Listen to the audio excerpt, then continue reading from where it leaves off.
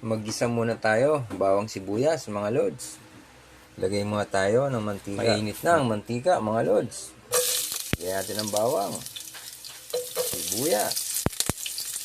Pagsamahin na natin yan mga lods. Kulay brown na mga lods, bawang sibuyas. Sunod na natin ang sahog nating manok. Yan. Medyo luto na yung manok mga lods. Lagay na natin yung patola. Sabaw. Sabaw mga lods. Yun.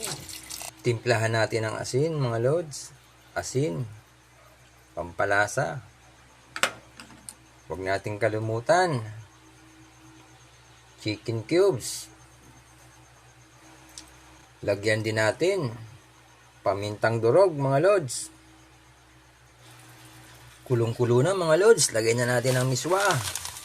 Ito na ang miswa mga lods. Yan ang pinali mga lods. Miswa with patola. Tara. May sahog na chicken to. Kain na tayo. Siram.